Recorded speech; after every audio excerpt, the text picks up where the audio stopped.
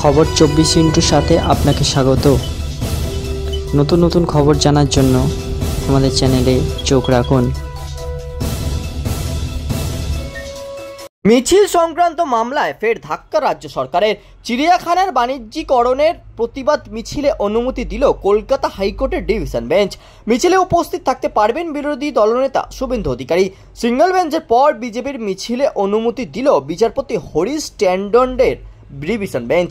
হাইকোর্টের single bench বুধবারই শর্ত সাপেক্ষে বিজেপিকে মিছিলের অনুমতি দেয়। অনুমতি দিয়েছিলেন বিচারপতি জয় সেনগুপ্ত। আদালতের নির্দেশে বলা হয়েছিল দুপুর 12টা থেকে 3টে পর্যন্ত মিছিল করা যাবে।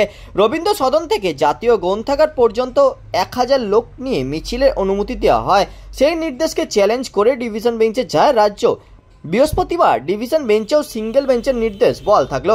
তবে ডিভিশন বেঞ্চের নির্দেশ দিয়েছে সাধারণ মানুষের অসুবিধা করা যাবে না। যারা হাসপাতালে যাবেন তাদের প্রাধান্য দিয়ে জায়গা করে দিতে হবে। কোনো উস্কানিমূলক বক্তব্য রাখা যাবে না বলেও নির্দেশ ডিভিশন বেঞ্চের। রাজ্যের দাবি চিড়িয়াখানার বাণিজ্যিকীকরণের মানে কি সেটা বোঝা যাচ্ছে না। যারা মামলা করেছে তারাও এটা জানে কিনা তা নিয়েও প্রশ্ন রয়েছে রাজ্যে। সবকিছু নিয়ে প্রতিবাদ হয় না।